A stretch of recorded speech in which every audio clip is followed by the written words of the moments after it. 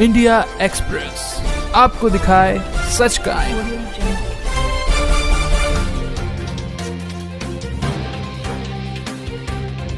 Mister Mahendra Chawla हैं, उन्होंने case किया था कि उन पे कथित तौर पे जानलेवा हमला हुआ है। आसाराम बापू जी, उनकी धर्मपत्नी, उनकी बेटी और कई लोगों को आरोपी बनाने के लिए एप्लीकेशन पिटीशन लगाया गया है। पिछले से 2 तारीख पहले महेंद्र चावला को ये कहा गया था कि इसका आप अपना रिप्लाई फाइल करें, जो पिछली तारीख पे वो नहीं फाइल किया था। सारे तथ्यों के अभाव में बापूजी के खिलाफ क्यों ना माना जाए और सारी प्रोसीडिंग जो महेंद्र चावला आरोप लगाते हुए शुरू किया उसे बंद ना किया जाए। आखिरी सवाल, क्या महेंद्र चावला यहाँ झूठे पाए जाते हैं? नारायण साईं जी और उनका पूरा परिवार मतलब निर्दोष बरी होता है, तो क्या महेंद्र चावला के ऊपर कानूनी कार्यवाही होगी? क्या होगा? अगर कोर्ट कंप्लेनेंट को झूठा पाती है तो कंप्लेनेंट पर कानूनी कार्रवाई झूठे केस करने का क्रिमिनल प्रोसीडिंग चल सकता है। देखिए, 2015 से ये केस चल रहा है कि जैसा आप लोगों को पता होगा कि एक मिस्टर महेंद्र चावला हैं, उन्होंने केस किया था कि उन पे कथित तौर पे जानलेवा हमला हुआ है। उस केस में इन्वेस्टिगेशन के बाद नारायण साईं जी को एक्यूज्ड बनाया गया था। जो वो केस चल रहा है 2015 के बाद से, और उसी केस की आज तारीख थी। केस में 307 और अन्य धाराओं के तहत 2022 में ही चार्ज फ्रेम हो गया था। उसके बाद पुलिस के द्वारा सप्लीमेंट्री चार्जशीट फाइल की गई आर्म्स एक्ट के तहत, और इस केस में महेंद्र चावला के द्वारा आसाराम बापू जी, उनकी धर्मपत्नी, उनकी बेटी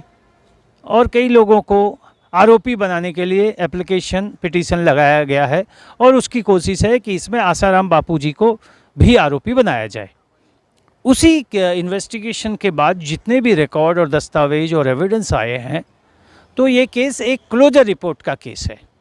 और यहाँ पर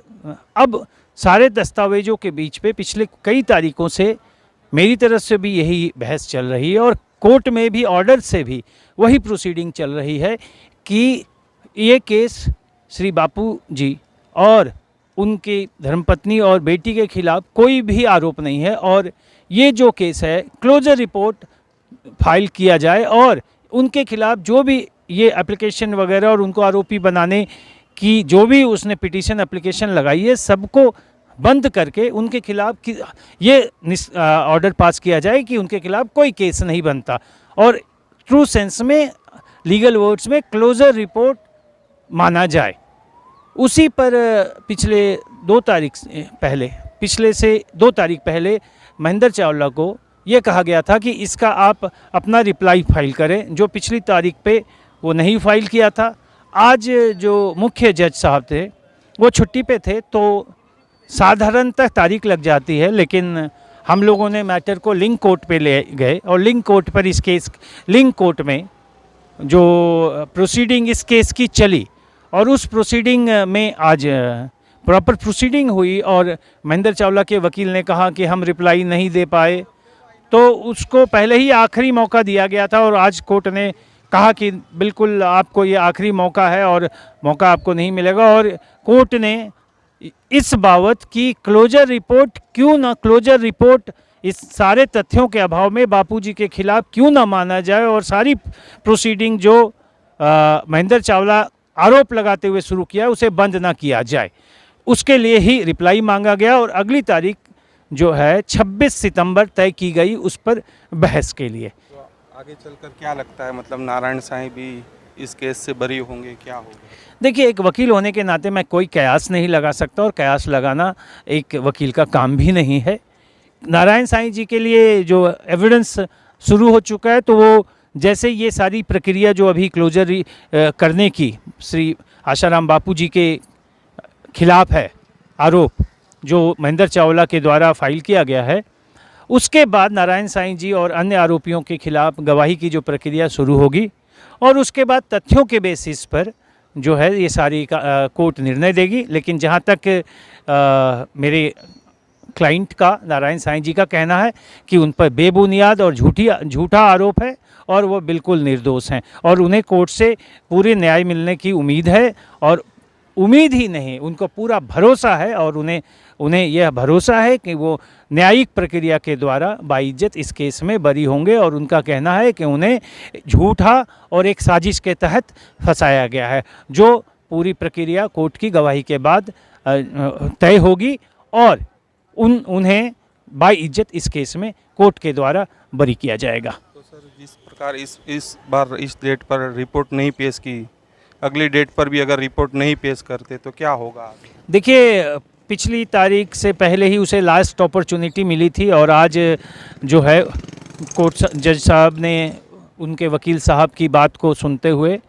और कहा कि भैया आपको पहले भी लास्ट अपॉर्चुनिटी मिली हुई थी, लेकिन न्याय के खातिर एक आपको और मौका दिया जा रहा है। और कानून के तहत जब मौका देने के बाद कोई नहीं देता है, नहीं फाइल करता है रिप्लाई, तो उसका फाइल करने का जो राइट होता है, अधिकार, उसे बंद कर दिया जाता है और उसके बाद जो भी रिकॉर्ड यह माना जाता है कि उसे फाइल करने के लिए कुछ नहीं है और जो भी रिकॉर्ड पे चीज़ें हैं, जो भी उसके अनुसार जो मुद्दे हैं, जैसे कि इस केस में बापूजी के खिलाफ केस का जो पिटीशन और एप्लीकेशन उसने लगाया है उसको बंद कर दिया जाए, उस पर कोर्ट जो है अपना फैसला देगी। सर आखिरी सवाल, क्या महेंद्र चावला यहाँ झूठे पाए जाते हैं, नारायण साईं जी और उनका पूरा परिवार मतलब निर्दोष बरी होता है, तो क्या महेंद्र चावला के ऊपर कानूनी कार्यवाही होगी, क्या होगा? देखिए, क्या होगा वो तो मैंने आपको आगे कह दिया कि कयास वो नहीं लगाया जा सकता है, लेकिन जहाँ तक एक मैं कानूनी बात आपने पूछा तो मैं कानूनी बात आपको बताता हूँ कि किसी भी केस में मैं इस केस पे कोई भी जवाब नहीं दूंगा, किसी भी केस पर अगर कोर्ट कंप्लेनेंट को झूठा पाती है तो कंप्लेनेंट पर कानूनी कार्रवाई, झूठे केस करने का क्रिमिनल प्रोसीडिंग चल सकता है। यह कानून की स्थिति मैं आपको बता रहा हूँ। जहाँ तक इस केस की बात है तो इस केस पर क्या होगा और उस क्या होने पर क्या होगा उस पर कयास लगाना एक वकील होने के नाते उचित नहीं है मेरे द्वारा। इंडिया एक्सप्रेस आपको दिखाए सच का आईना।